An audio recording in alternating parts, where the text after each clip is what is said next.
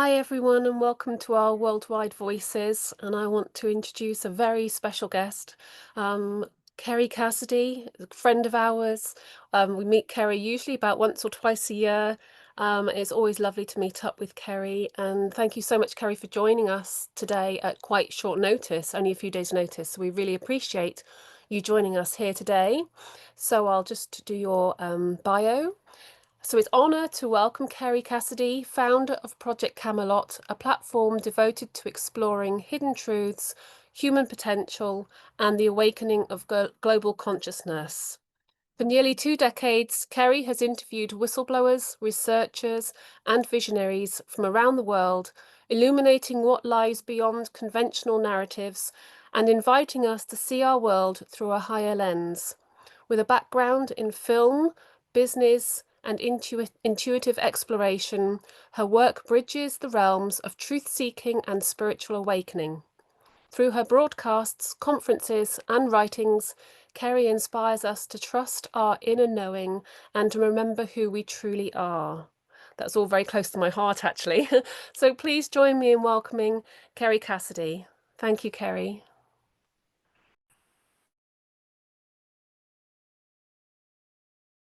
Kerry, you're on mute at the moment again. See, okay. So that's not my bio, but it was sounded very nice anyway.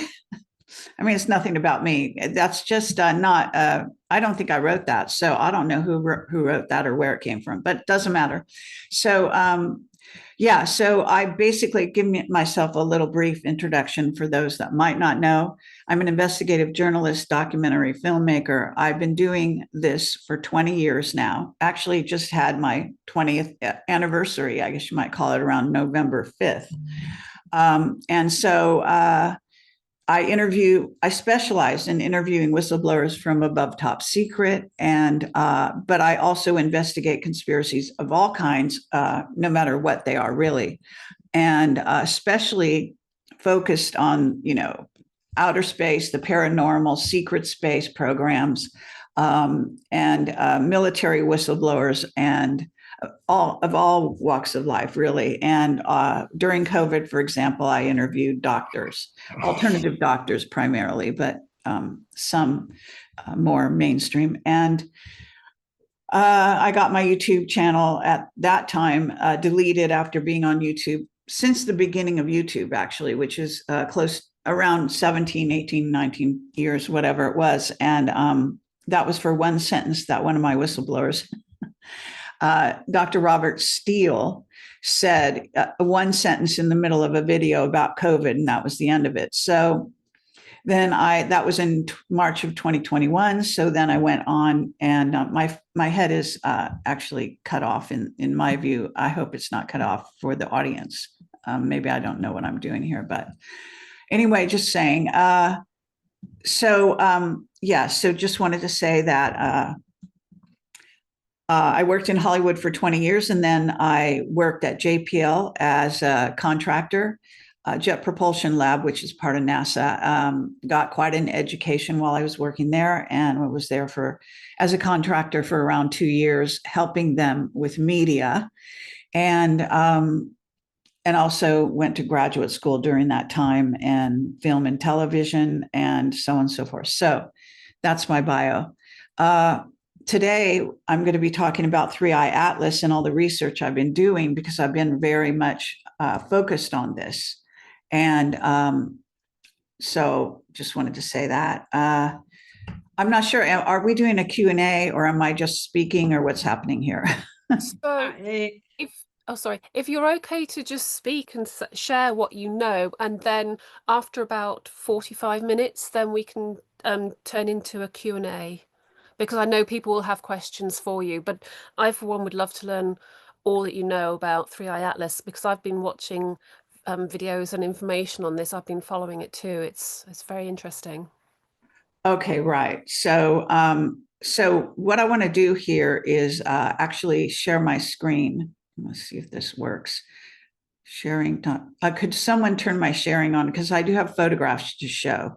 So it'd be very important to show those photographs. Okay.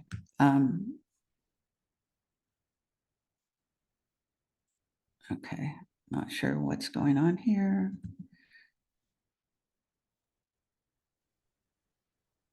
Open system settings. Zoom on. Sorry about this. This is a new computer. I tried to set everything up, but of course, quit and reopen. Okay, so let me just see if this is going to work now, so I don't have to quit. Share screen, because I really do want to show these pictures. That's working, I think. Allow. Can you see that? Oh, what Yes. happened? Yes. Oh, oh, okay. I thought maybe I lost the sound. All right. So you can see that. So generally speaking, let me just say first and foremost that it was said to be discovered July 1st of this year, 2025, but that's not true. It actually was discovered, if you want to call it discovered, by more than one location on the Earth that and that was in earlier months, more like I think April of 2025, but some people were aware of it before that. And of course, the secret space program with Solar Warden, it would have been aware much sooner than that. So Solar Warden, I don't know whether people are familiar with Solar Warden. This is an earlier photograph of it, by the way. And the reason I like this is because it basically shows you what I think is Solar Warden, the Solar Warden ships that have decided to escort it through our solar system. And they just appeared one day around it. No one talks about them. And I have to say that I am part of a news group with Richard C. Hoagland and David Sereda. David Sereda is a well-known astronomer, quite a brilliant guy. He was sort of selected in college to get into the aerospace community and worked for several, I guess, high-profile people. And he works closely with Richard C. Hoagland at this time, who is a former NASA scientist, who I interviewed many years ago, more than once, actually. And anytime I say I've interviewed somebody, you can go to the front page of my website, and there's a huge search bar, and just enter the first or last name. That's the best way to get the most, number of names and stuff back. Anyway, so you can go there to watch that. And it is worth it to know who Richard C. Hoagland is, because he's being stopped. He does a weekend show, usually on Teams, I'm told. I was supposed to join it ever since I joined this news group, but he's been locked down, and supposedly all his internet connections and everything goes down on the weekends whenever he's supposed to do his show. So during this whole time, we're having a massive blockout of information. NASA, of course, when we had the very convenient shutdown of our government, NASA was shut down. So then they couldn't supposedly communicate with the people. Now, of course, none of that's true, because they could communicate anytime they want. But some reason they've used this excuse to not communicate. So they haven't been communicating, actually, even when we had access, which was during the month of July for a while, part of August, and then it went dark. And then it was dark for, and this means the space community, NASA and the space community, even around the world. There were no pictures coming forward during a number of weeks during those months as well. And then very conveniently, as it got closer and closer to Mars, and then about to go behind the sun, is when the shutdown happened and made it very convenient for there to be no information coming out. Now it's coming out. It came out from behind the sun around the, I think it was November 3rd or October 29th, one of those dates. And it did what's called perihelion. and has supposedly been visible, except they're always lying. And there are lots of fake photos. And what some people may not know, that I have also some, besides whistleblower connections on this, I have John Leonard Walson, who is actually a good friend of ours. And he is a master astronomer, as you may know, in England, and used to work for the Queen on secret projects and so on. So he's a master photographer, but he has these huge telescopes, which I've actually seen in person. And I've worked with him. He comes to our Awake and Aware most every year, and he brings one of his huge telescopes on the back of his truck and tries to do sightings one of the nights for people of UFOs, because anytime you point a camera at the sky, we've got UFOs. And I'm going to assume that you guys know more than maybe you do know. So I don't know what your level of I know you're dealing with Simon and Becky, and I'm assuming that and I think you've been operational for about a few years, so you must be up to speed on all of this. So I don't want to treat you like you don't know anything, but I also don't want to leave people out in the cold. If there's a question later on, you can ask me, but I'll just speed through all this because there's tons of information. But it's actually fun. It's like a fun mystery as far as I'm concerned. I mean, it does piss me off that they are blocking us, but it's actually indicating just how much our news and our information worldwide is controlled. Totally, totally controlled. And even my colleagues in this field, and even the news group, believe it or not, where some of my colleagues are on the news group with me, Richard C. Hoagland and David Sereda and others, Robert Morningstar, in case you know his name. So it's kind of a select group of people. I don't even know. I just got invited on it. So I wasn't on it in the past, but I guess there are a lot of scientists. And these people don't talk. So this is some weird thing that's going on that I think more people should be aware of it.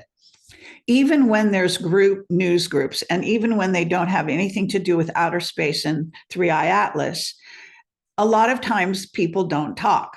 And I'm on other news groups where they just don't talk. Every once in a while, they'll post a video or something, very innocuous, that where it doesn't really relate to them all that much. And they are very careful not to argue. So one of the things I notice is that, because I'm very open, as you might know, and then it's just weird that they're not talking. Okay. So I have brought that up, and they're afraid that, I'm on, I guess you might call 107s, or have been. See, you never know when you're blocked and when you're not blocked, but he did block me from his Telegram. A guy operates the Telegram for him, supposedly, but he even talks about in the third person about himself. But in case you don't know that, 107 does have a Telegram now. He didn't always, okay, but he posts there pretty regular. And you can always tell it's him because of his references and various things, if you know him well enough. So just saying that. And then they came out and publicly banned me from the chat room in his channel, just saying. So they're very afraid of me. Because I like to tell the truth. I guess a lot of people don't like to tell the truth, so I don't know why, but anyway. So now I'm going to go back and give you some more pictures. And these are just, some have been around for a while. So I was talking about John Walson, so I want to get back to that. So I think that's on the screen. Now this, wait, stop share. I have to do that. Hold on a second. Try this again. Okay, one of the things about 3IAtlas is that when it first came forward, what is it doing? Okay, it keeps flipping to the other image, even though I stopped sharing it. Now I'm trying to share this other one. So stop share again. Let's try this one more time. I hope it's not going to keep doing this kind of weird stuff. So this is screens, documents, advanced. Oh, God. All right. I'm going to have to figure something out, but I'll talk to you guys instead. So what happened was John Walson's telescopes all this time can capture 3IAtlas. When it supposedly went behind the sun, that wasn't actually true. And on top of it, we have SOHO and other satellites on the other side of where the sun is, okay, when it's supposedly the side that we don't see, supposedly. So just saying that, again, more lies, okay? So people are not getting the right information. Even there's AI videos out there, and I watch them on purpose to see what they're up to and found that they are lying to people, okay? So just want to say that it's too bad that they do lie. Now, there's a lot of good information in some of the AI videos. So you can't, in essence, throw the baby out with the bathwater, as the saying goes. What I think you need to do is keep an open mind. Just go ahead and listen, because they do some thought-provoking questions and various things on those AI videos. But sometimes they will slip in untrue things. Okay. So you just need to beware. And if you're not up to speed and you haven't been following this, you're probably going to fall for some of the deception. But as you spend more time, this is just if you want to get more deeply into this. Now, there's no doubt whatsoever that this is a craft. So 3IAtlas is a craft. It's behaving like a craft. And although it does some weird things that craft are capable of doing, but for some reason it's not doing. So I just wanted to say first, let me finish the Walson thing. So because John Walson thinks he's going to be arrested or worse, killed, and he was kidnapped as a child and went through all this terror and all these trauma. Then he did work for the the Queen and the King for many years, as I say, gathering information. You could say in surveillance, let's put it in a general term. His telescope can capture, I've been with him when he's captured, he actually can get the surface of Saturn, very close on the moon, close on Mars, and also he's famous for seeing the craft next to the sun. That was on Rents, all those beautiful photographs of these amazing craft right next to the sun. So that there is a common agreement that craft do go next to the sun and get fuel. So that pertains, I'm sorry if I jump around, but I'm trying to get all of this in here. So that pertains to the fact that we tried to shut it down. So we tried to kill it or destroy it. 3IAtlas, I mean, early on, with a CME directed either probably by our space program in collusion with some aliens. So it was aimed directly at the craft. And this was obvious and even shown to the world. And the craft did what I call, it swallowed it. It basically was unharmed. It actually kind of liked it, apparently, and it probably got fuel from it, as they do when they go close to the sun anyway. So we failed miserably at that effort. All right.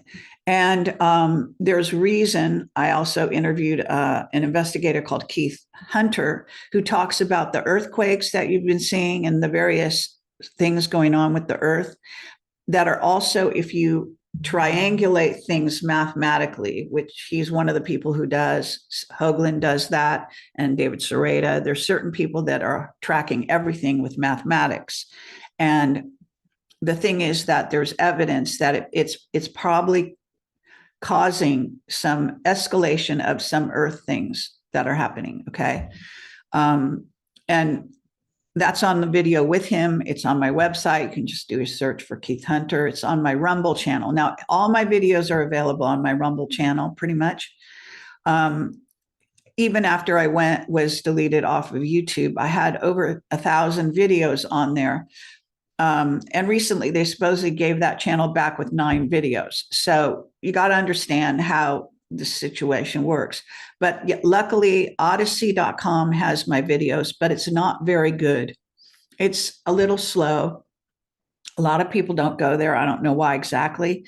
But I'm trying to transfer all my videos now onto Rumble. So we're making good progress, and most of them are getting on there and have been on there, especially the newer ones. So just saying, but they're also located on my website where you can click over to either, okay, there are 3 channels: BitChute, Rumble, or Odyssey. So just to understand that I do have around, we tried to count them. I've had some difficulty with that for many reasons, because we've been attacked over the years, and then sometimes things disappear, but we don't know they disappear. Sometimes they reemerge. And I also have radio shows that I did on Revolution Radio for a year or two that did disappear, and then someone sent me most of them. So we have those back online. So just saying that all my videos are out there, and they are still amazing. And all of my whistleblowers, the top whistleblowers, which we call Classic Camelot, and that's on the front page of my website. You'll see it says Classic Camelot, and there's a little moving thing with boxes, and you can watch some of those there. If you don't know Classic Camelot, then you probably have no basis for understanding the rest of what I'm going to say here, other than just English, right?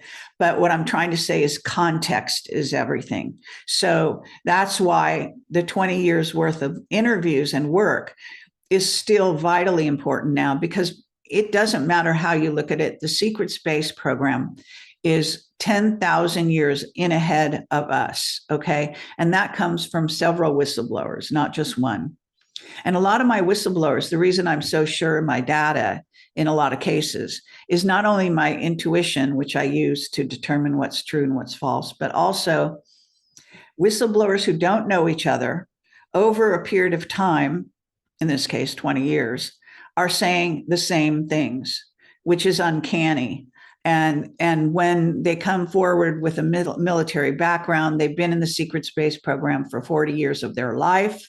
And then they get older, they're put out to pasture, they're ignored. And that's when Camelot showed up. And we basically kind of became a place where those whistleblowers could tell their stories. And actually, in some ways, we started this whole wave of being on video and interviewing people. And so now there's a zillion people doing what I do. But they don't have these old time whistleblowers that are absolutely stellar and have impeccable references in the real world, as well as in the secret world. Okay. But they do sheep dip people. So that's something I find that people don't realize. People are sheep dipped. That means their entire background is erased. That's kind of like Wayne Willett, who works with Juan 07, his place is double so-and-so. If you don't know that story, he was sheep dipped. So it doesn't matter what they say about him. Sometimes they give him a new identity. They make him, sort of a villain, kind of like character. There's all kind of crazy stuff that goes on with this, as you might know if you watch spy movies and whatnot. So back to the subject. So anyway, what I'm saying here is that we shot a CME at it. It liked it. It distilled it and used it. And this is my take on it. The secret space program realized, because, when you shoot at something and you treat it like an enemy, then suddenly that something is going to treat you like an enemy. It's kind of like that. And so what happens is we don't know what they're doing up there. And the reason they're blocking everything is so that we don't know. Okay. Because obviously, if they're having shooting war, like sometime during the month, I think it was the month of August, everything went dark. There was no more images coming forward, even though we weren't on a shutdown. We don't know why they went dark. Okay. But they definitely did. And a lot of my information does come from the news group, especially Richard C. Hoagland, because most of the people on the news group, as I said, don't talk. Other than David Sereda, he has what you call a Substack. I have a Substack that I've had for maybe a year or two now, because at one point I couldn't even post on my own website. They were attacking me so bad. I got pissed off. I decided I'm going to make a blog. So I went and found Substack. And so since then, I've been doing articles on there, and they're quite popular. in the people that do go to Substack, which are mainly people that like to read, but you can put videos on there and everything. Anyway, David Sereda has Medium, and Avi Loeb is a scientist who was involved in the Galileo project. He's a leading Harvard scientist, and he's very well connected. He's Israeli. Isn't that a coincidence? Oh, you'll understand when I say that later. But the bottom line here is that he writes a column almost every day nowadays on, 3IAtlas and the attending emerging craft and things that have started to emerge around it. So let me just delineate the different things out there. They are craft, okay, in my view, but they might be specialized craft in some cases. So there's something called lemon. Okay, there's some with a double M. Don't ask me these names. Lemon, and then there's Swan, and then there's a new one called Borisov, which is V1 2025, because there was a Borisov in 2009 that was just, they said, a comet. Oumuamua is the Hawaiian craft that came before these guys, and it looked just like a rock, a very long, elongated rock, but no way was it a rock. It was definitely a craft. But maybe keep in mind that reptilians and Draco like to use the elongated shape for their craft a lot of times. So when you see that shape, you could pretty much be aware that that's run by the reptilians or the Draco. Okay. And it had, it looks like a rock because it's hiding, just like Nibiru is a, planet, but it's a planetoid, and that's their home planet and all this kind of thing, Donanaki. And that's a whole big long story. So let me explain what happened. So around the beginning, I guess it was middle of July, maybe closer to the beginning of August, I got aware, like a lot of people, that this craft had shown up in our sky. Now, the weird thing about 3IAtlas that you have to wrap your mind around is that if you know that we have UFOs visiting us every night and every day, all you have to do is put your, what do they call that? The green kind of lens on your camera, whatever, and then you can see them. Courtney Brown and his remote viewers have been teaching people how to use their cameras to see the craft. And one thing you know about the craft is that they go interdimensional. All right.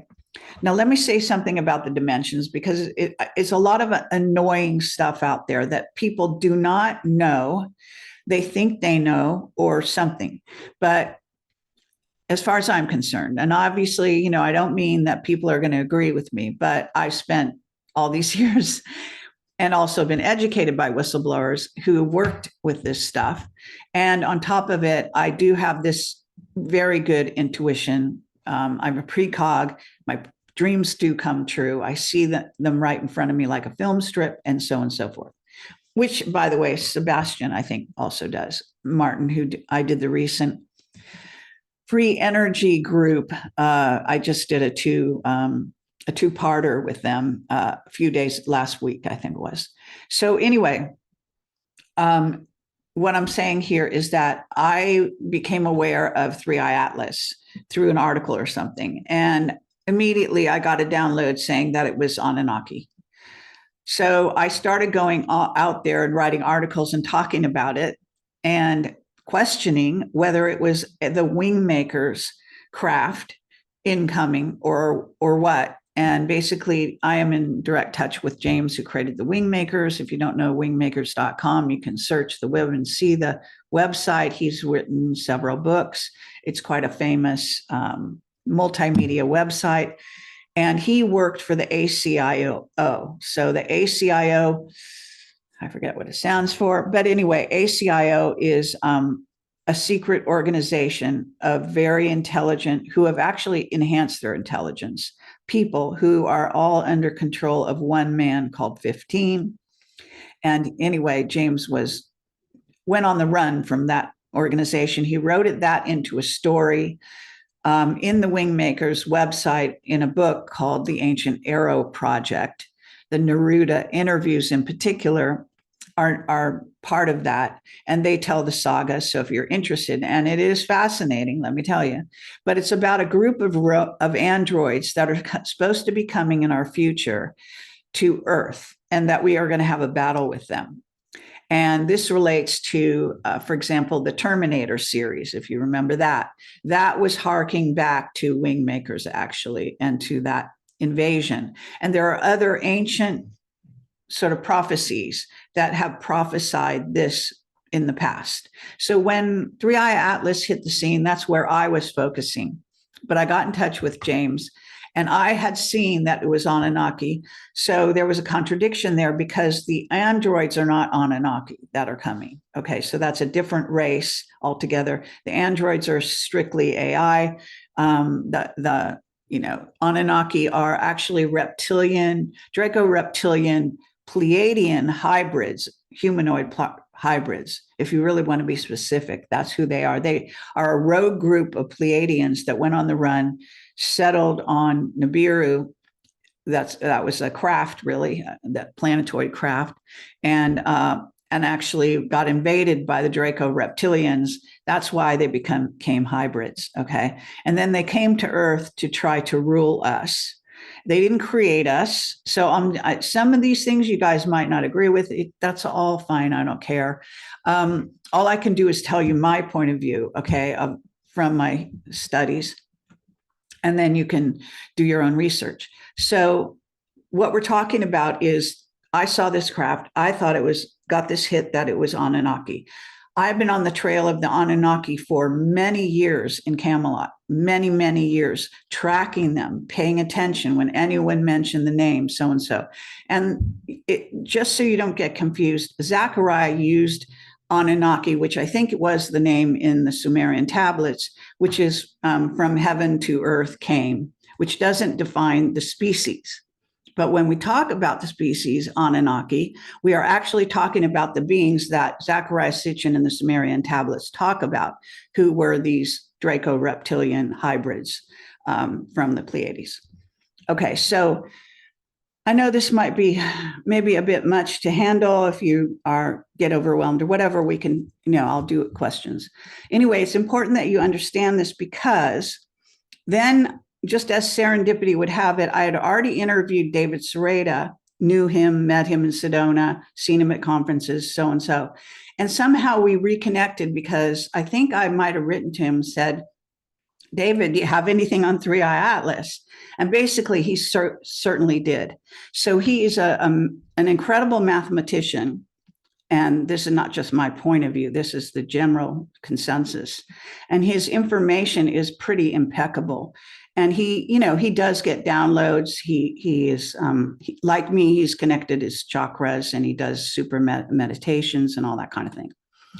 So that enhances his work, which is much more logical than mine. Mine's kind of a much more right brain thing. His is much more left brain. So together, he started to show me mathematically what was the projected trajectory at that time of 3IAtlas, and how it was going to be going beyond the sun slightly, and then coming to Mars, close to Mars, and then it's going close. It's doing something so exceptional that Avi Loeb, a straight-ahead scientist, had to start questioning as well, because the odds that it would take a trajectory through our solar system, it's almost like on a railroad track.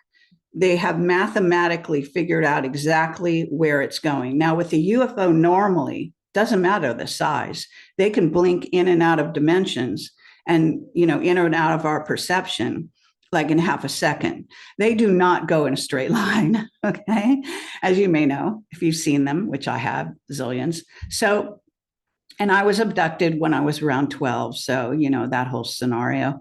And I wrote a book called Rebel Gene. If you're interested in my past and who I am, you can read Rebel Gene, where I talk about kind of an overview of everything I cover. So back to 3IAtlas. So what happens is its trajectory is not accidental. And there's no way that it could so completely carefully go between certain planets and go in this trajectory. And then on December 19th, still coming up, it's going to go its closest to Earth. And that is said to be like, so it's going to be like the 19th, 20th, 21st, whatever, Christmas, right? One of the things that David, who again is so brilliant, was able to figure out is all these angles that it's along its trajectory, where each time it hits a point, if you triangulate that point using mathematics, you basically get the history of Earth. It's insane. And related specifically to the Anunnaki, Egypt, and so on.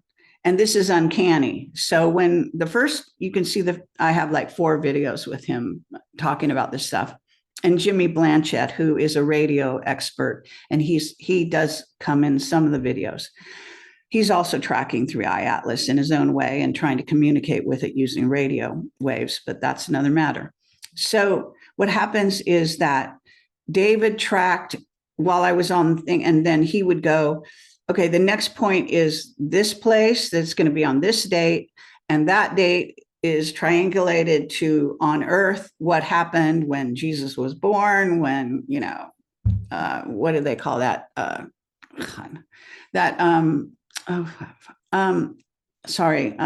Fatima, various things, that happened in our history.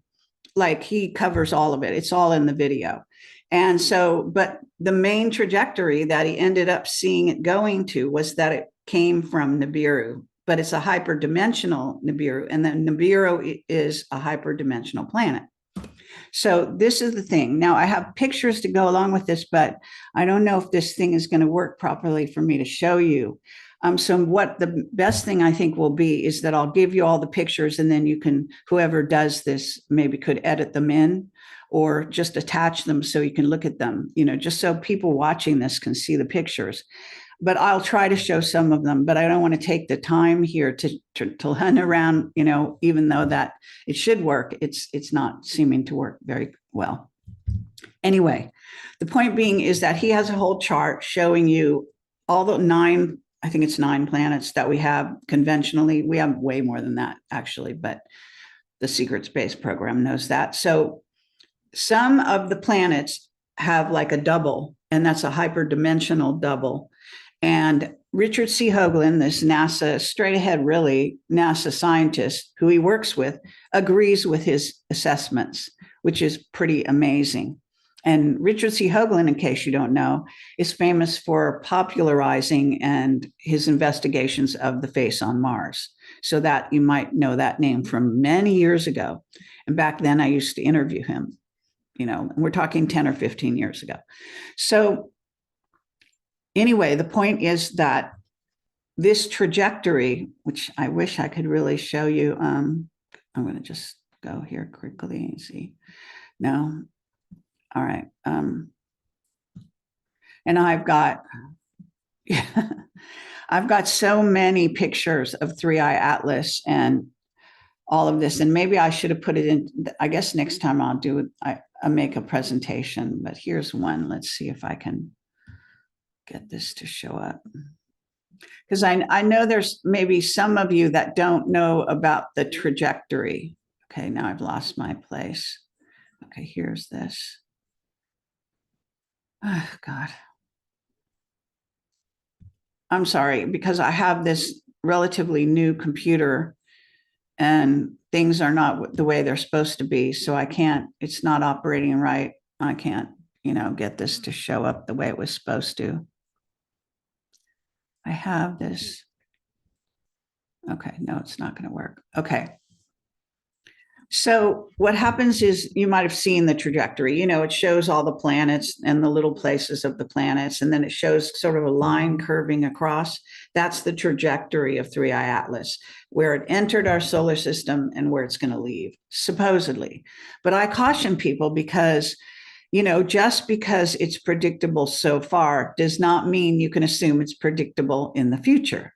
And I really get annoyed at people because they make so many assumptions based on what's going on now, that they think they know exactly what's going to happen in the future. And I don't think that something that's run by a combination, what I think of AI and the Draco reptilian Anunnaki, whether it's actually, I don't know, virtually run. In other words, whether they're on board or not. So I have seen an android that's operational in the control room, and I've seen.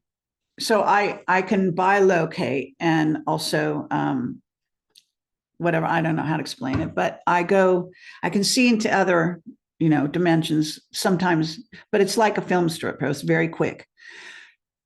So I can also leave my body when I'm wide awake, which is a really weird phenomena that started happening to me. But to say this is that on the craft, it's being operated as if it's a little train on a track, but there's no reason to assume it always was that. And this is another problem I have with even the scientific community. I mean, they're so close-minded and so unbelievably, lame, that, thank God there is a secret space program. Otherwise, humans really would be in the stone age right now. But the thing is that just because it started to come into our solar system, we were able to track it since then, which was, I think, around Jupiter. And I think it's also going to leave around Jupiter. Doesn't mean that it can't jump. Okay. So you can't assume that it doesn't have the technology to do what most UFOs do, which is jump. So go hyperdimensional and jump through a wormhole and go back to Nibiru or wherever the hell it wants to go. So there's a bunch of people out there saying, oh, it's so old. It's billions of years old. It's been on this track forever. It came from the, galactic center, and it's going to be the same forever. I mean, there's no way they can know this. They just can't know this. You can't know the name, know the mind of the Anunnaki. You can't know the mind of, AI so thoroughly that what it's going to do. Okay. Just saying. So I just caution people when you come across people that are telling you things that they think they know that's always going to be like that. It's not necessarily always going to be like that. In fact, the closer it gets to Earth, the more chances, for whatever however you like to view things, that it could do something crazy. Okay. Which is why the secret space program is paying attention to this like white on rice, why they, I believe, are now escorting it like a craft, why these other things, Swan and Lemon, showed up. And evidence about Swan and Lemon is that they appear, I know this is going to sound a little hard to take, they appear to be portals in addition to what they are. Okay, now that's not that strange. We are portals. Every planet is a portal. In other words, it's a dimensional gate. There are dimensional gates on things. Well, the funny thing about 3IAtlas, Lemon, and what's the other one called? Okay, 3IAtlas, Lemon, and Swan, is that Lemon and Swan showed up out of nowhere. So they, in essence, jumped hyperdimensionally to join it. But they're not right next to it. They're actually millions of miles away from it, but they're still in, some kind of logical proximity, if you will. Well, Richard Hoagland and others have seen what they call a square. It's like a square. It's kind of like Saturn is a square. That's a door. Okay, so Saturn is known to be a dimensional door, a gate. And so, by the way, according to Captain Mark Richards, Saturn is heavily guarded by these gaseous beings, believe it or not. This is according to his information. And I just published 2 books of 12 interviews over the span of 2 books with Captain Mark Richards on Amazon. Right now they're at 4.5 stars. Be nice if they were 5. But I have a bunch of typos, apparently. I had 2 editors, believe it or not, and neither one could catch all the typos. And I even tried to back them up, but I'm kind of terrible at that. So I'm now hiring another editor to go through again and find all the typos and things like that. But I apologize for that, okay? Because it was supposed to be perfect. I mean, I paid money to 2 editors. It should have been perfect, but it's not. So anyway, those books are available and chock full of everything to do with the secret space program. So if you're like me and you're completely obsessed with that, which I have been for these 20 years, you know, it's just like the mystery of all mysteries and the lies they tell you and the white hats versus, you know, the dark side. I mean, it's the biggest drama on earth, of course, and off earth. But some people just don't care. They want to focus on the here and now, whatever. So that's the story. Now, do I have limits? Am I too far down the road here? Because I have more to say, but I want to allow for questions. You're good and keep it coming. Okay, so, well, please do tell me when I'm supposed to take questions. Just, you know, I don't mind. So anyway, and I want to definitely allow time for questions because I think there's a massive amount of information that's out there, and I'm sure questions are everywhere. So when we're talking about these portals, the reason I bring those up, Swan and Lemon, is that this is downloads that I got. Okay, doesn't mean I'm right, but you can take it or leave it. I believe that craft, whatever the technology is there, could use a portal to get out of this system if they felt they were in danger, and they could jump through Lemon or Swan, because Lemon and Swan are actually bigger, believe it or not, than 3IAtlas. They're huge, almost planet size, apparently. So just wrap your mind around this, how this is, I call it, it's like a space dance. And this is one thing to be aware of also. Don't you think it's strange that all of this is going on in our skies and suddenly we know UFOs cloak themselves constantly. All the drones cloak themselves. We cloak ourselves. Cloaking technology is very, you know, everywhere. And so why wouldn't, if they really wanted to just go around our solar system doing kind of like investigating, watching us, blah, blah, blah, they don't have to show us themselves. But instead, they're doing this whole dance. It's like having a television set, that's the way I see it, in your sky right now. So you're watching a drama go on, the bits and pieces that they'll let us see. And then, of course, there's a whole drama going on behind the scenes, which drives me crazy when they lie to you and don't show you good pictures and so on. So one thing about John Walson, which is kind of cool, is that he wouldn't show us what his space telescope can see, because like I said, he's afraid of being arrested. So, but what he did do is he looked through his telescope and then he looked at all the pictures that were coming out all over the world. And he chose the ones that he thought were closest to what he was seeing, okay? Which is probably a great way to get more accuracy in terms of what pictures are good and what aren't. So I think I should be able to get this one. I have this one here. So let me shut this down and maybe that'll help. I can, yeah. Let me see if that works. Okay, can you see that? So this is one of the original ones that John Walson approved and that Richard C. Hoagland and others approved. So they were kind of in agreement. This is actually maybe a month or two ago, where you can see that what happens is, and this was striking from the very beginning about 3IAtlas, is that it's surrounded by rings of some kind of matter, okay? It's in a protective shell. Now, one thing that they noticed, if you look at this outer shell part, is there are structures inside that. So whether they're glass structures or whether they're some kind of made of some other kind of material, we just don't know. But the bottom line is they're structures. And that this sort of envelope that it's riding around in, and the ship is in the center, obviously, is actually the envelope is gigantic. So there are different estimations of size of the actual craft, but you can't divorce the size of the craft from what it's surrounded by. And lately, they try to show you the craft, but they never show you the envelope it's in anymore, which is completely, strange and confusing.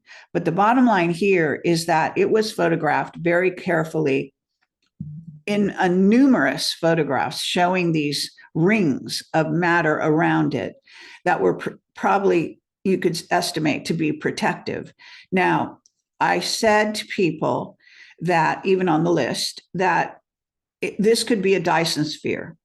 And Captain Mark Richards talks about Dyson spheres, and nobody will say yes or no to me, okay?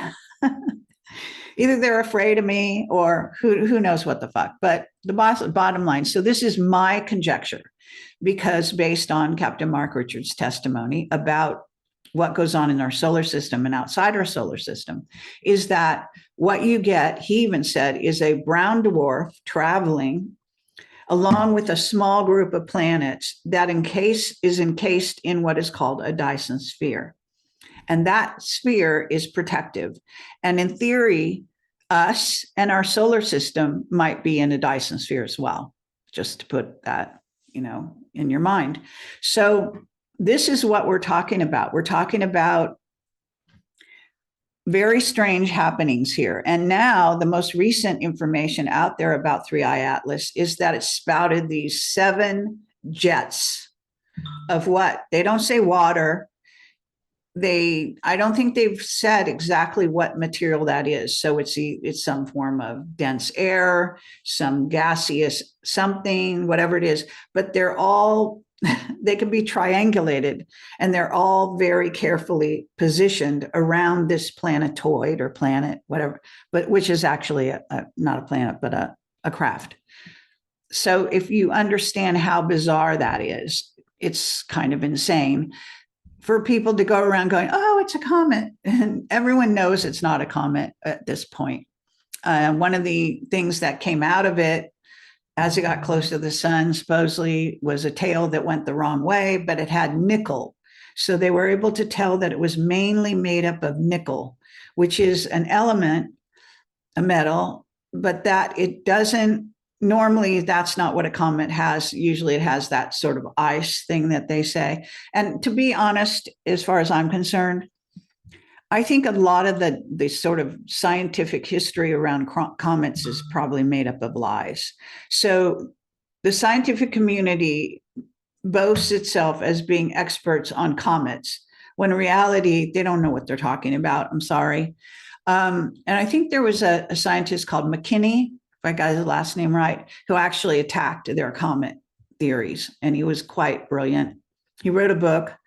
Sorry, I don't have the name of it in front of me, but if you followed this since the 20 years I have, he was quite well known for a while in the alternative sector.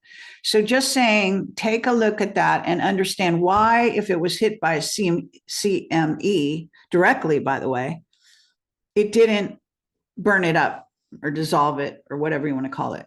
You see what I'm saying? So there's lots of anomalies going on with this craft that certify that this is artificial, that it's on a timeline, that it came according to a timeline that David Sereda can show you mathematically, totally borrows from our history.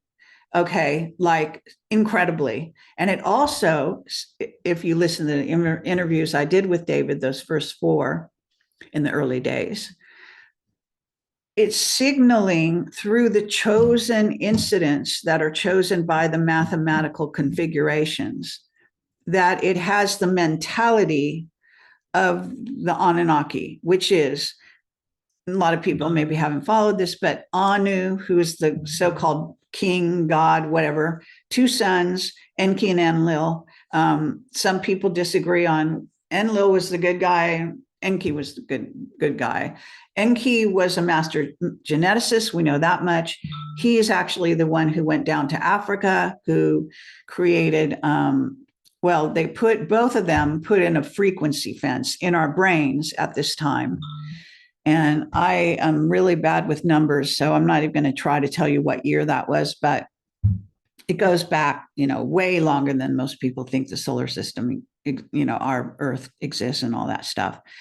And by the way, one of my key sources for my information about everything is also Ashiana Dean. Her books called Voyagers. They're on the front page of my Project Camelot website. You can buy them for $20 each. They're ebooks. And I interviewed her for 6 hours. So I spent a lot of time with her and her group then. And then I actually flew to India with them and went on a tour of India with them. And on that tour, I started getting downloads of what she was going to say before she said it. I know it sounds weird, but I apparently am in touch with those, what are called the guardian races, that actually downloaded the books. She didn't write the books. She was taking dictation, if you want to.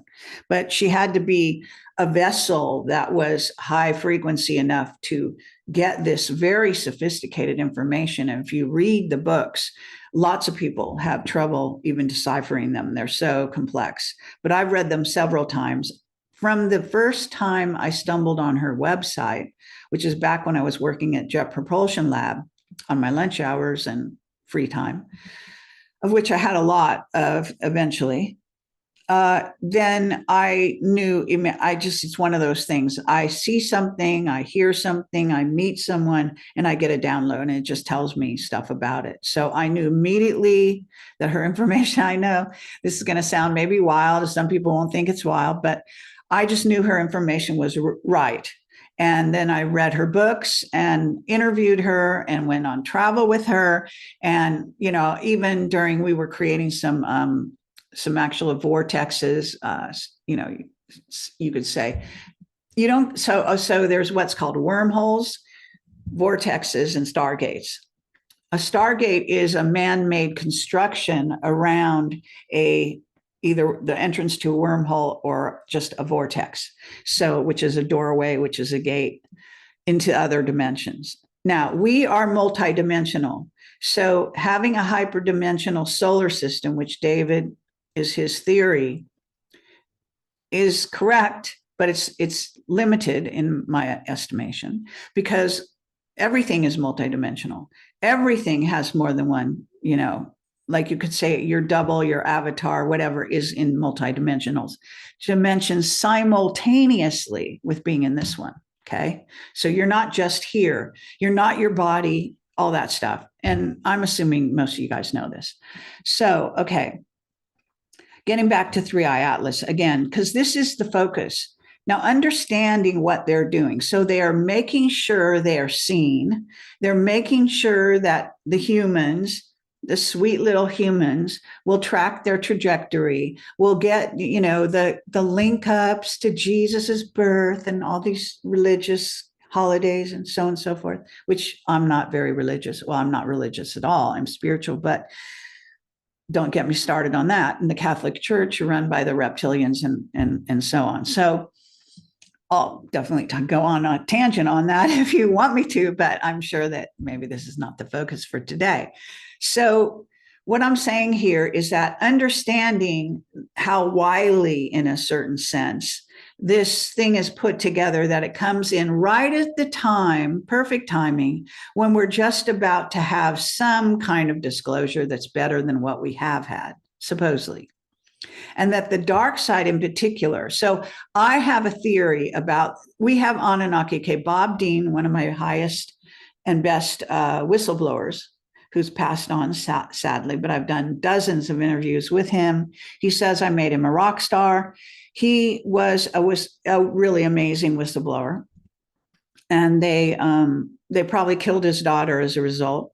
Clifford Stone, another amazing whistleblower, they killed his son. This is what they do to whistleblowers, okay? So don't think they have a free ride. But nonetheless, so he said, quote, in one of my interviews, the Anunnaki are walking the halls of the Pentagon. And he said that back in like 2010 or even earlier. So that was like right on the money as far as what I was searching and investigating, for him to say that out of the blue, And so what happens is understanding that Anunnaki have been able to occupy human bodies and come onto this earth. Now, I don't know if their occupation of the human body is for the life of the body. It may be the kind of thing where they push the occupant to the side, which does happen, and take it over for the life of the vehicle, so to speak, or whether they actually are able to somehow manufacture a human body to occupy that is human size, is what I'm trying to say. Because the Anunnaki are actually, generally speaking, 9 feet tall. And by the way, their primary base on Earth is Israel at Dimona, the area around Dimona where their nuclear plant is. Okay. And I have this from several whistleblowers, and I've been investigating this, as I say, for close to 20 years. So I know that my information is correct in that regard. And this is, again, why you have this incredible, aggressive, insane Israel going around and trying to, genocide the Palestinians next door, because that's the personality of the Anunnaki. Now, Anu is written into the Bible as God. He wanted humans, to worship him, and he was a vindictive, horrible, person, but maybe had some nice qualities too. They're kind of like humans, Anunnaki. They are a lot like us in terms of having that emotional range of, good to bad and all that stuff. Well, anyway, so Anu is the God of the Bible. That's how I see it. That's how the people from ACIO, for example, see it. I realize regular Bible people don't see it like that, whatever. And the thing is that a lot of the Bible stories are like for children to understand genetic engineering of the human race. So he didn't have literal sex with the human women because he was 9 feet tall. Do the math. Okay. What I'm saying here is he genetically inserted his DNA into a certain part of the human race, which I call the ones with the rebel gene. Now, in theory, we all have access to the rebel gene, but there is cut off. The ones who were in the Middle East, a lot of those were under Enlil, who did not want humans to have any freedom. And so they were basically raised to follow orders, and they get jobs, not just Middle Easterners, but this is a sort of metaphor for around the world. The administrative type jobs, people that follow orders of the man, right? The ones that are so annoying that do that kind of thing, right? Kiss asses, so-and-so. Yes, people, whatever. So the rebels were the ones that Enki encouraged by putting his own DNA in there and let them have relative freedom, okay, in Africa. So Enlil was in charge of the Middle East, Enki of Africa back in the day. And yes, humans dug for gold. The reason, now this is a key thing that a lot of people don't know about Nibiru, going interdimensional, and the fact that David Sereda is actually right about going interdimensional. And you know how that we used to say, oh, you can see Nibiru, it's about to come here, it's going to emerge next to this planet or that planet or wherever it's coming in. Well, the thing is that they weren't necessarily wrong. They just didn't understand that it could go interdimensional. So sometimes you see it, sometimes you don't.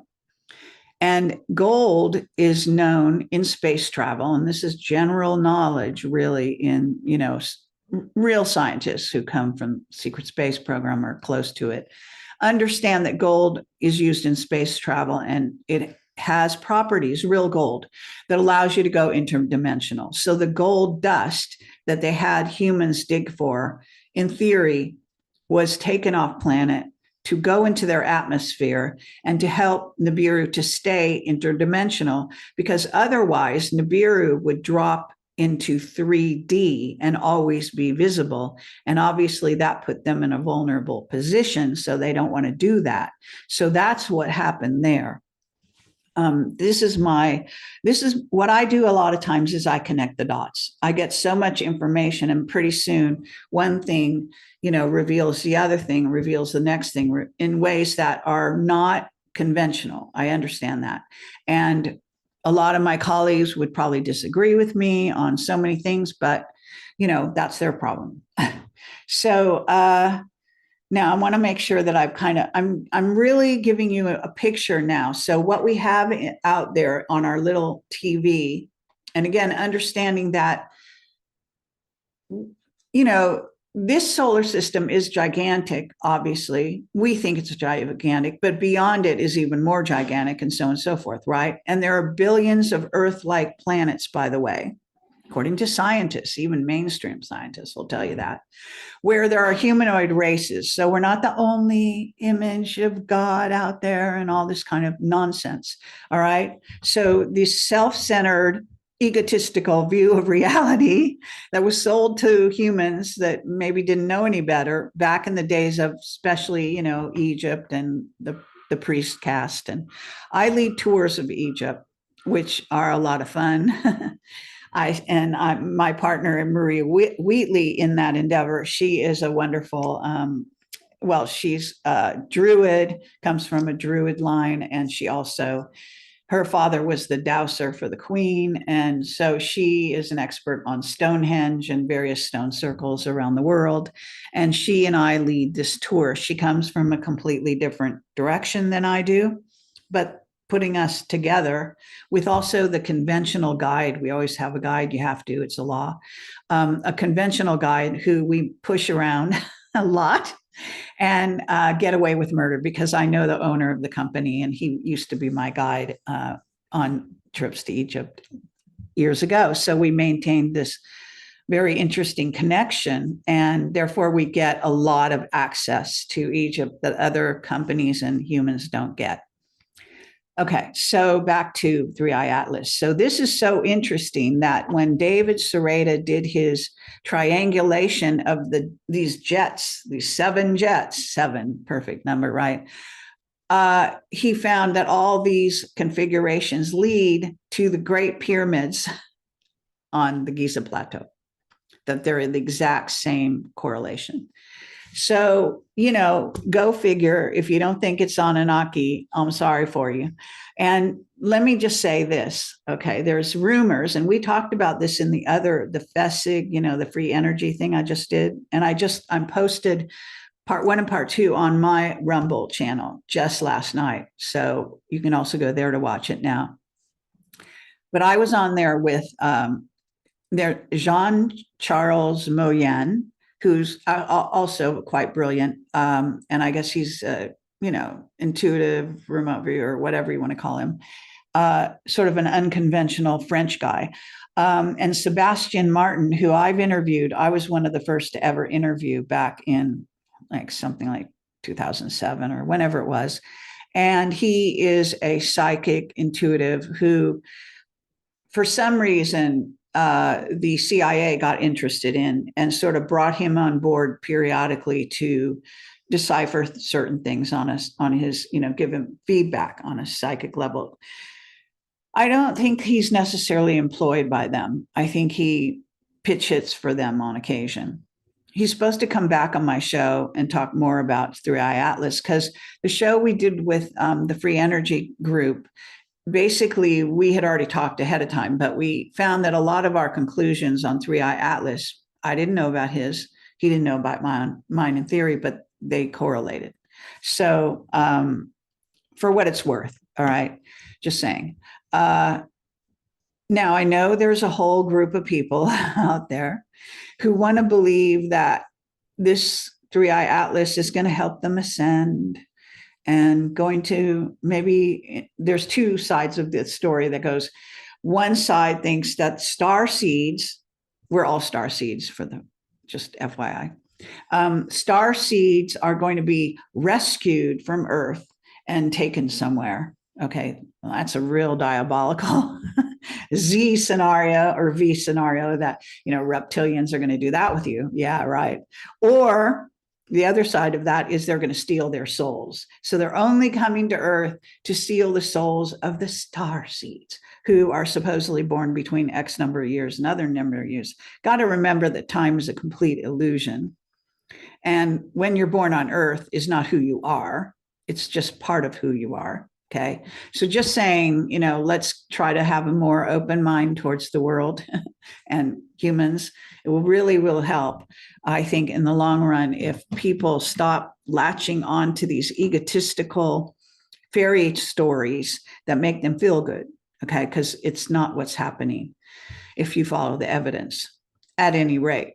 So the Anunnaki unequivocally wanted to be seen as rulers, as I say, and Anu is very famous for having taken the role of God in the Bible and theoretically is the God of the Bible. In other words, the creator that they're supposed to be talking about is not really being talked about.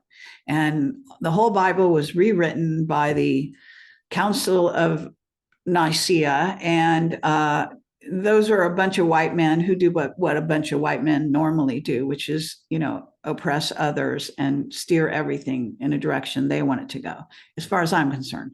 So, take your pick. You want to interpret it one way or another, and it makes you feel good or sleep at night, whatever, that's fine. I do believe in Jesus as an avatar, a high level being, but he's not coming back. He did a good enough job the first time. He doesn't have to come back and do any kind of nonsense. And the other thing is that, according to the Ashiana Dean books, there were 3 actual Christs. One was like a lower level Christ, one was a 6th dimensional, and one was 9. So, and then they got put into the Bible as one person, a composite character, the way authors often do with stories. So I realize, again, the audience may not appreciate it. Some people may love it. Some people hate it. It's in the Ashiana Dean Voyager books. Highly recommend you read those. They're much more explicit than the Bible or anything else out there, even the raw material, which I've also read, which, by the way, the raw material misleads people as well. Because I read the raw material and I began to ask questions because they weren't covering certain things for certain topics, especially about, ETs. And I was like, what the hell? This is supposed to be the definitive, David Wilcock loves the raw material, all that. And I know David very well, so don't get me wrong. I love David, but I don't agree with him on a lot of things. So this is where we go. This is the ground that we're covering here on Earth right now. And I think this should be a good time to take questions. Okay, yeah, it sounds great. And Kerry, wow, thank you. You've just given us a huge amount of really amazing information. It's a good thing we're recording this because I know many of us will want to go back and listen again. So, Sue, I will take turns asking questions, and we'll ask as many questions as we can here. So some of these you have already covered. So let's start with, could you speak about the relationship between the 3IAtlas and the Hopi Blue Star prophecy, please? Okay. So I understand about that. However, I just want to warn people that a lot of these prophecies have been prophesied over and over again for various incidents. So this is the newest rendition of what they want to say was a Kachina, the blue Kachina. However, the trouble with that, and this is probably maybe going to go against grain about some people, but I have met with Hopi directly, and they have told me that the god of the Hopi is a reptilian. All right. So, I know people love to say, oh, the indigenous people, they're just so smart and they know everything. Not really. They actually know a lot from their reptilian masters. And this guy said the reptilians, they actually, obey them. So this is going down through history. Okay. Now, I don't know if somebody wants to go crazy over that, but that's what I was told by some inside story of real Hopi. And there are other, indigenous, Navajo, the various, and I love indigenous people, don't get me wrong. I love, they're related to the Maya and the Inca and all of this. So the races in northern in the U.S. are related to the original Maya and Incas and so on and so forth. So there are actually genetic connections between these races. But so back to the Kachina, I understand they could be saying that, even if they are, so what? Is kind of my attitude. But, I know that there's a whole package that goes along with that. It's prophesying the end of the world or whatever the hell, and I have been down that road and back about 20 million times since I started Camelot. So it's worth knowing that, in fact, it's kind of like clockwork. Every fall, all of these things come back around and people start doing prophecies of doom for what's coming. Okay. And it happens every single year like clockwork. In October and November are their favorite months for prophesying death and destruction for humanity. So I don't buy into a lot of that. I do think, I think Nostradamus had some good prophecies. I think he was off base on certain things and very good on others. But I also think that, we live in what's called a fractal universe or multiverse, so that every little piece of the whole reflects the whole. And this is also why David's mathematics work and correspond to these certain religious holidays, etc. But what it does tell you is that that craft is communicating with us, and it's trying to communicate with us from a certain time period, on Earth back in time. And it is also, again, relating it from the point of view of what appears to be the Anunnaki and history from that point of view, because we existed before that time. Okay. Like I said, they didn't create us, and that we come from Lyra, the Lyra constellation, actually humanoid. It's like us, can't come from there. And the human is a group that is is supposedly called experimental group. That is a composite of many races. Okay. And has been hybridized. Even as we first came here, we were already being hybridized by different races, visiting races. And that's one of the Oceanidine books that goes through every single hybridization that happened throughout the millennium to humans.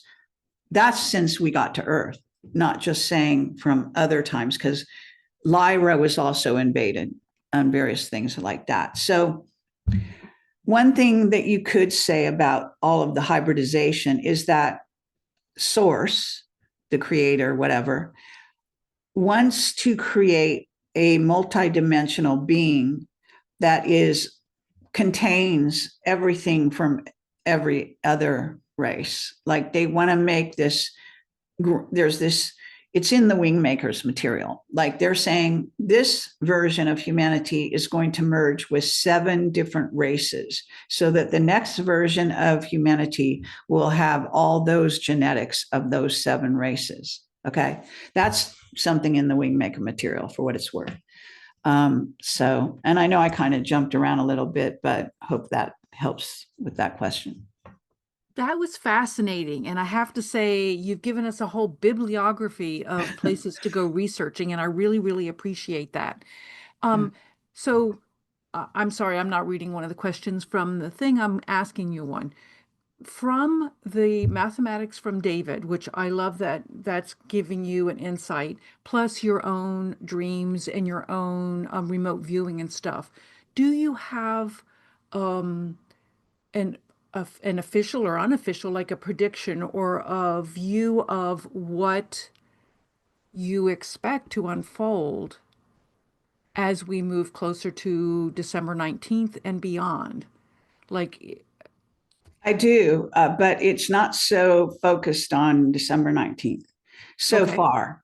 Now, I could get a vision tomorrow that will show me something, but at one point during the trajectory of 3IAtlas, right around the time when it was actually shot by the CME, a little before that, I had a vision. I was actually studying it on my computer, and then I fell asleep in a short nap. And I saw that they were pushing 3IAtlas out of our solar system. And they were using what Mark Richards had talked about, which is the energy from neutron stars that we do have access to, and pushing it into a portal and out of this particular dimension, 3D going into 4D. So whether that's ever going to happen, I don't know. I do know that that's just something I saw. Maybe it was a possible future for 3IAtlas at the time. Maybe that changed. Maybe the CME was part of that effort, but it didn't work, so on and so forth. So, we're on a moving trajectory.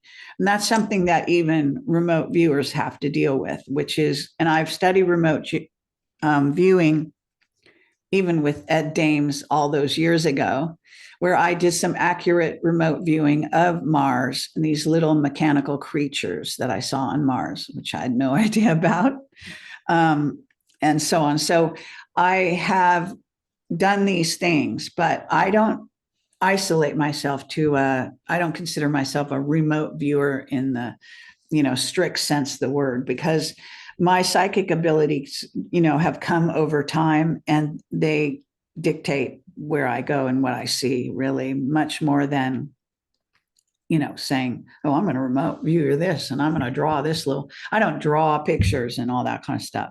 So I'm much more fluid than that. And, I like it that way. Whether people like it the other way. I do watch the remote viewers, though, because I like to watch the remote viewers to see how accurate they are, actually, by sort of watching and seeing what they omit, because I do have issues with remote viewing in general, where I think that they are not being, how do I put it?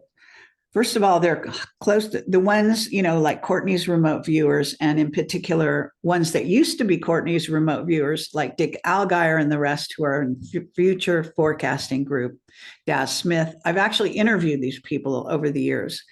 And I am aware they are very closely watched by the government because they used to work for the government. Okay. And maybe they still do behind the scenes occasionally, whatever. So I'm just saying, that's not just a simple story. And those people hold back information all the time. That's my impression. Okay. They may say I'm wrong and, everything else. I do know that they've had some people as guests on the Future Forecasting Group, but they stay clear away from me, even though they know I'm a member. So this is a syndrome that happens all the time with me, because I don't play, maybe I don't play fair, but I definitely don't, stay in the boundaries. Okay. I cross the lines constantly and I question everything. So, well, and I think you did a really good job of some of the fear-based stuff that's coming out in the different reports, and some of the, oh, it's going to change humanity, oh, we're going to ascend, oh, we're going to whatever. And I was just curious if you have, not remote viewing then, gut sense, psychic sense, any sense of this as a positive or a negative or an interesting or a... Yeah, no, it's a very good question. First of all, I'm a precog, as I've said, and I've had dreams. So what I did was I was in my 20s. I was living in New York City, studying acting and directing, and I would go into meditations, long meditations.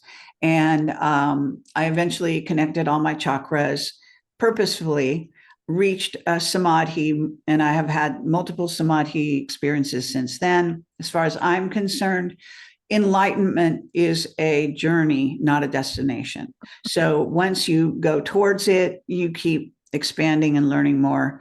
And that's the way I find it to be. So back since then, it amplified what I already had as a child, which was, sort of psychic and awareness of secrets and all this kind of thing. I can read a person. I can even tell you diseases they have or things like that. I don't like to go down that road, so I didn't go down that road, but I can do it. I had one very graphic experience when I was living in Soho in New York and doing my meditations, all that stuff. For a short time, I stayed with, I think it was 2 women in a loft. And one day I was really tired, so I laid down, and then I got bombarded by like ridiculous amount of information about these two women on a personal level, on every other level. And I was just like, oh my God, because I didn't want to know that stuff. And if you have to live with people, you don't want to really know everything like that. And it was too much. And I think I really freaked out. I was young, I was quite young then, like 27 or whatever it was. And I think I just, really veered away from that since then. I have done some other experiences where I have been accurate, and I have read people when it was an important situation, so on and so forth. And that, so everyone has this. Okay. Everyone can do any of these things. It's not special, but it is, you have to, experience it, and you have to test yourself. And you also have to be very, I tend to, I don't know why it is, but I don't like to see things that I prefer, because I don't need that. Okay. As a being, I'm here for the experience. So I'm not going to name names here, but certain of my colleagues have futures they want to see. Well, the minute you put an overlay on information incoming of what you want, you start to get rid of the stuff you don't want. But that's not seeing the truth. For me, I want the truth. That's all I care about. I really just want to see the truth of beingness, of life, of everything we have here and not here. So I don't put a lid on stuff, right? And I entertain the negative and positive. I see this as a yin yang multiverse. I do not see us, the needle right now is kind of leaning towards the right. I mean, not the right, but the dark side. And I believe we're trying to bring it back to balance. That's what we're trying to do here on Earth, in every way.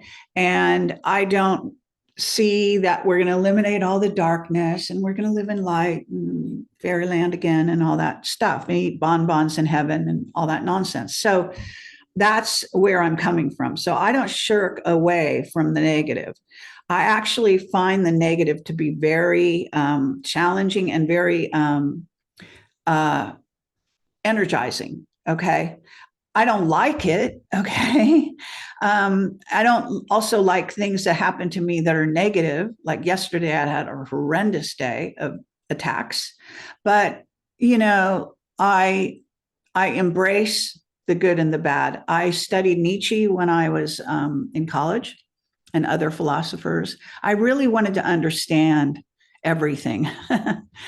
And little did I know I'd actually get a lot more than I expected along those lines. I still don't know everything, obviously, but I do see the future. I have seen a very good future for the white hats and us in the United States, for example.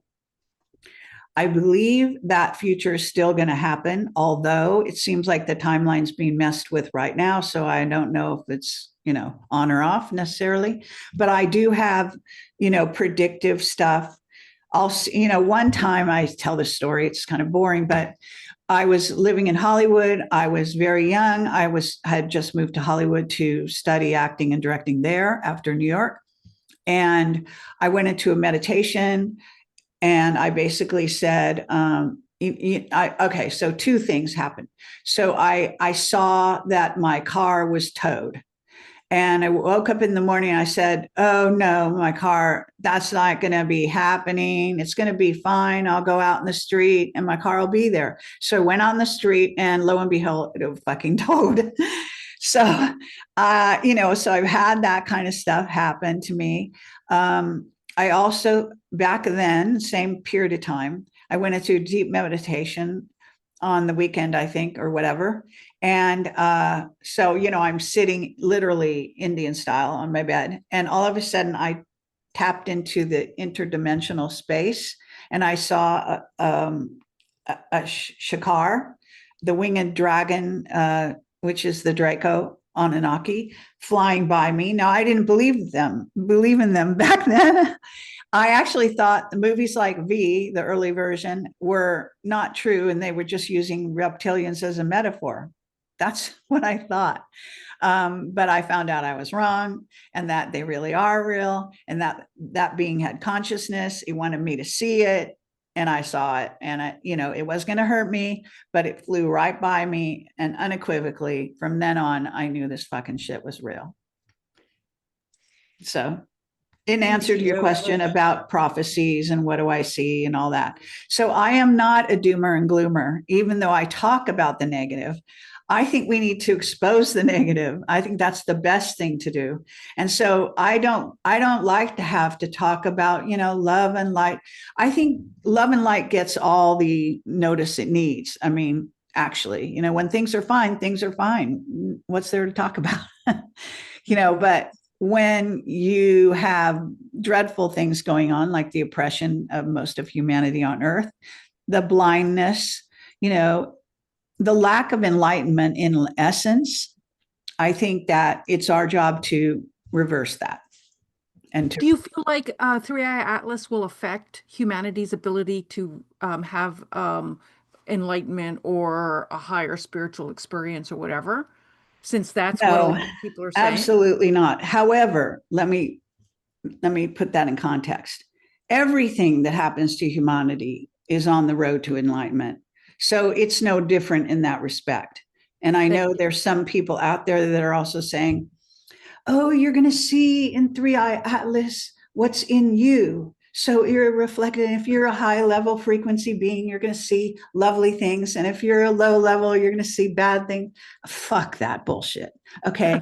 The fact of the matter is that's true of everything in life. Okay. How you see it is how you are. If you want to screen out one thing, it doesn't make you a better being. Okay. That's bullshit. Okay. So the ones that want you to only see love and light, that's a Christian overlay. That is a lie. Okay. I'm sorry to say to all the nice little Christians out there, but that's not what's happening here. Okay. We're part of a yin and yang multiverse, and it is a multiverse, and we do have dimensions, and we also have densities. So the dimensions tend to go horizontal, and the densities are viewed, this is more of a metaphor, as vertical. And that's the cross. Hello. And at the center is where they connect. And so that's where we live, is at the center. Thank you. Yeah, thank you, Kerry. So I'm going to piece together just a few more questions. I know we've gone past, but I'll also mention there is a lot of gratitude and love for you in the chat, and really great appreciation for everything that you've talked about here. Okay. Well, thank you. There's still, I'll lump together a series of questions on 3IAtlas, because there's still the people are looking for a little bit more with regard to intent. There's tons. Yeah, for sure. So here's someone asked bottom line, good or bad, and someone else asked about the specific intent as to why it's here, which you did touch on some. And someone else asked about, is it possible that they want to influence world politics or something else on the planet? So I'll kind of give you all of that to touch on.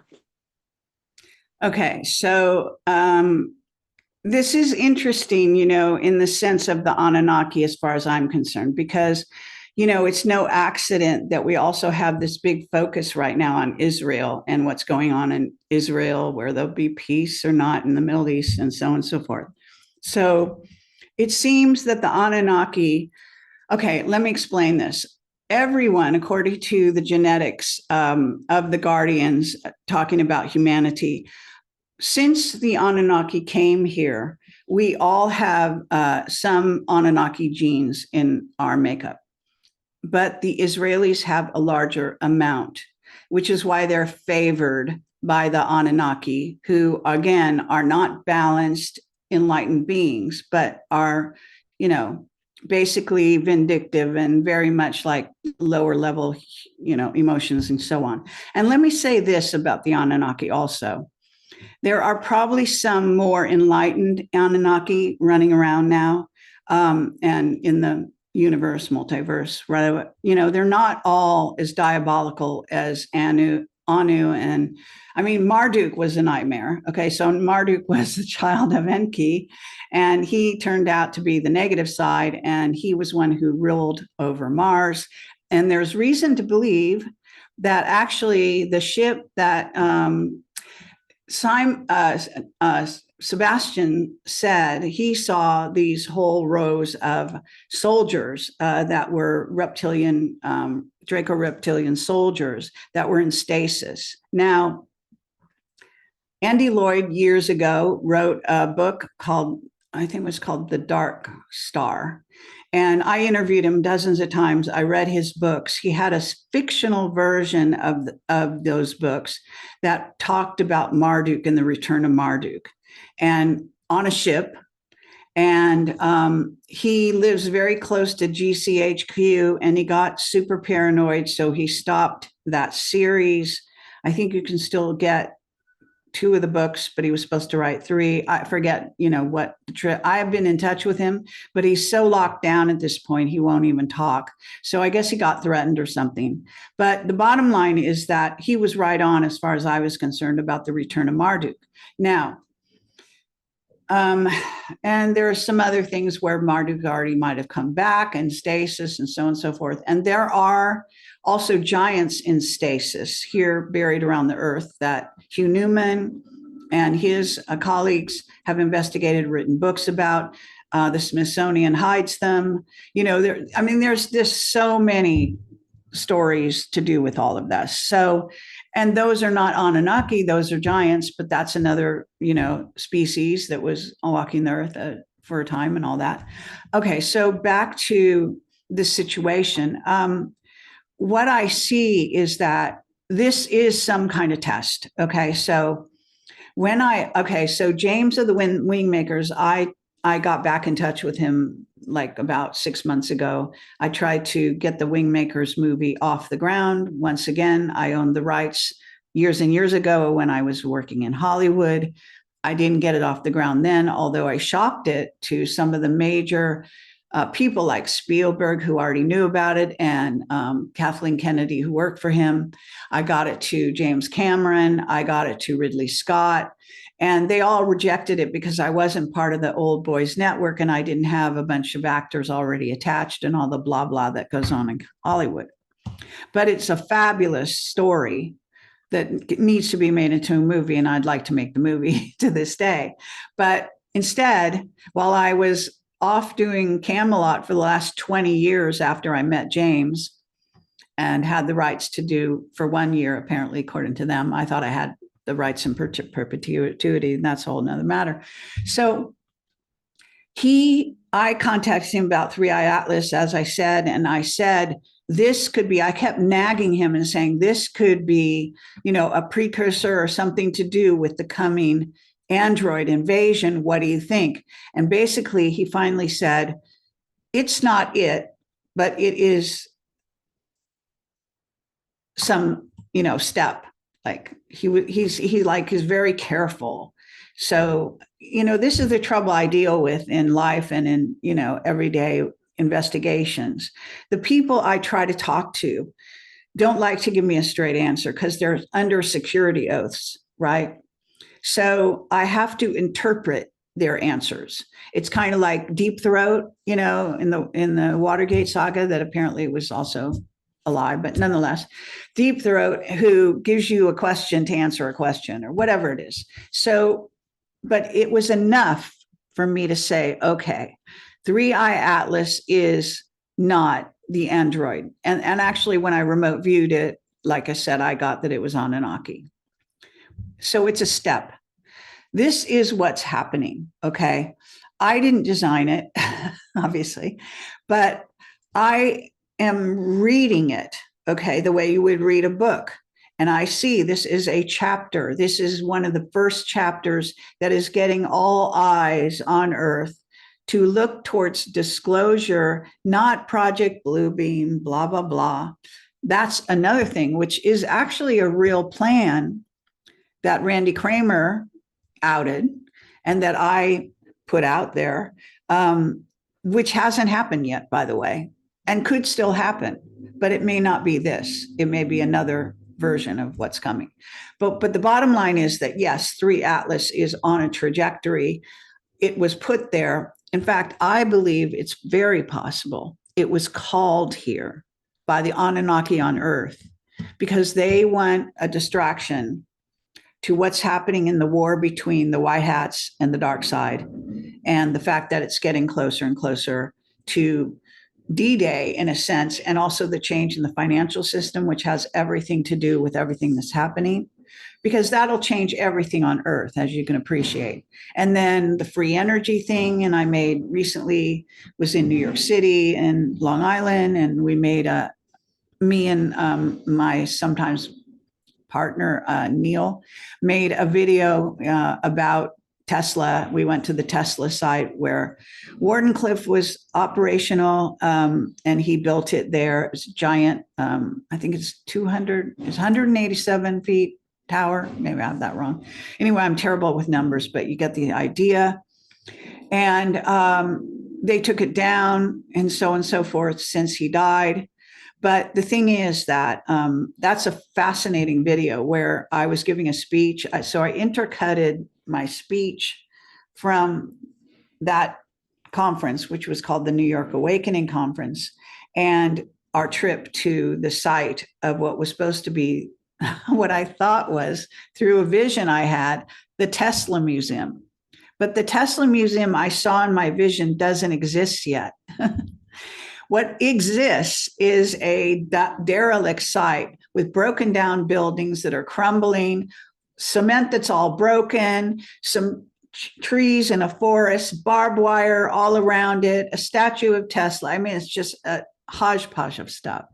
But no doubt the plans are, and I think we might have even kickstarted the plans by focusing on it and going there physically, a group of us, to actually get the focus on Tesla once again back in history and free energy and bring that to the people and so on and so forth.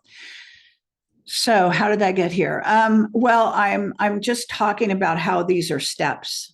You know, this isn't, okay, so what is time and what is space? So we see it as rolling out in front of us, one thing after another in a linear fashion. But if you know, even Hopi know this, that time and space are one, that everything is happening simultaneously. But we just, because of the structure of our brains, see things happening one after the other. So yes, it's a step.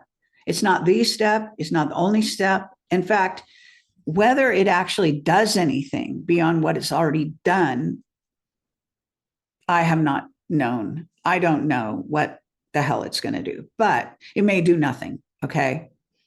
And the thing is that Sebastian, when he said he saw these in stasis soldiers on board, I said, that's not what you, for what it's worth, I said, that's not what you're seeing. What you're actually seeing are like, he said he saw these columns and that they were laying down in a vertical, in a linear fashion, the bodies of the soldiers. And I said, what you're actually seeing is a projected film coming from the headquarters of the 3IAtlas in those sections to make you think their bodies are on board, but actually what they are actually showing you is like a threat, that's what they're capable of, that's what they have access to, and that's what may come in the future. But I don't believe they're aboard literally right this second. That's just, now he may not agree with me completely. He kind of listened to me, but he may see it differently. Okay. But that's what I saw. And, you got to understand that these beings, whenever they're, ETs or whatever they are, even like humans, they're tricksters. They will do stuff to deceive you. And, that's a guarantee. So make up your own mind. You have to use your intuition. It's a good exercise, because you can come to some guesswork conclusion or whatever you think you see. And then if you write it down or you keep track of it, and then you go into the next time when you saw that, and then it doesn't happen the way you thought you saw it. This is how I learned to rely on my intuition, psychic senses, all that stuff, is I kept testing myself to see, was I right or was I wrong? If I was wrong, where was I wrong? For example, I saw Trump winning the election in what was it? I think it was the one that got stolen, 2020. But what I actually saw was the one he won in 2024, I guess it was, right? So my interpretation, in other words, my psychic vision was correct. I just didn't realize. And the reason what I saw it was linked in time. I saw all the illegal aliens leaving on a highway with all their personal belongings, leaving our country. That didn't happen, the push for that, until 2024. So it wasn't happening like that in 2020. And, there was the fake win of the fake Biden and the whole thing went on. So that's like how it is. Sometimes you get it right, but you interpret it wrong. That's kind of funny, but it's true. Thank you so much, Kerry. Don't cut off yet. Do you have something very quick? It is. Well, because she mentioned that, she sees the white hat and humanity like a good future for us, but that there's something messing with the timeline. I just wondered if you would speak into that little spot for a moment before Chris cuts us off. Okay. I have seen, and this is years ago, I saw I guess back then the white hats didn't even exist really as a thing per se. But when I had this set of dreams, so my dreams are, I can either go into a vision and bilocate, or I can have dreams or downloads. So I have like 3 different things going on, I guess you might say. But anyway, in my dreams, I try to keep track of them. And this goes back many, many years. But this was not that long ago that I did see that the white hats are going to be successful to a point, and they're not going to be. It's not for eternity. Okay, it's going to help us. We're going to go a step up with their agenda, and we're going to have like celebrations, parties, things like that. But there's another side to that, which I've also seen, that Trump and the white hat military are going to be bombing Hawaii. Okay. And I'm upset about it in this dream. I'm in an underground base that probably is NORAD with a bunch of soldier type people. I'm the right hand of some commander type person. I don't know if this is just me, like what, seeing a vision of the future of someone else through their eyes that you can do, or me literally, but it was like it was me. And I was realizing that even then they weren't telling the soldiers they're going to be bombing a bunch of undersea under Hawaii base. That's huge and is real even now, because we are infested by, of course, there are good ETs and, extra dimensionals and inner earth cultures. Okay. And by the way, the inner earth cultures are now talking to us, and they did communicate with the white hats for what it's worth. So anyway, that was the good side. Okay. But they are going to be bombing Hawaii. Now, I am concerned about the ecosystem of Hawaii and, of course, the humans. And I am rather concerned, upset about it, whatever you want to say. But I'm not in charge or anything. But I know the real truth, and the troops don't know the real truth. Okay. Even then. And this is sometime in our future. It's not very far in our future. It's getting closer all the time. So I saw that in the future also with the white hats, which means we're still at war with the aliens that are trying to take over our planet. We are being invaded. We have constantly throughout history been invaded. That's how we got genetically re-engineered all these times. And not all of us, there are portions of humanity that we're focused on by different races. That's why we look all different. That's why sometimes we get along with people. Sometimes you hate somebody on sight. All those reasons is because we are all a very complex melting pot of races that have come here, by the way, incarnating into our bodies as hybrids to see if those races can finally get along, because they don't get along in their pure strains out there in the multiverse. You understand what I'm saying? And the Guardians know this. So at least according to Ashiana Dean, and that actually made total logical sense when she said that, that this so-called experiment, they like to call it an experiment, but it's going on all over the multiverse. That a lot of times this is kind of part of the reason why we get, I even say nowadays, I say war is actually all about merging races. So we're having wars with those races that we don't get along with. And what ends up happening is the women get raped, they have children from the enemy, then pretty soon they're all the same group of races with the same hybrids. Just think about it.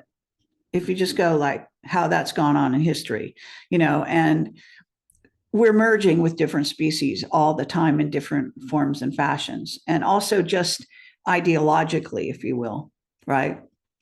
So this is a purpose within, put it under the category of how the creator gets to know itself, you know what I mean? In every permutation possible, because that's what the game's all about. The game is self-knowledge. Thank you so much. You have a very broad outlook and approach, and it's refreshing. And I'm guessing, do you want to do the final whatever, Chris? Yeah, so just I echo what Sue said. A lot of ground here. I answered many questions. Really appreciate you sharing all of your various perspectives with us, and coming back here. I did want to share with you, you're one of our most popular CC Worldwide Voices guest speaker. And so there'll be thousands of people who watch the video recording, thousands and thousands. So thank you for being with us here today. Thank you everyone for joining this session today. And we will see you next time.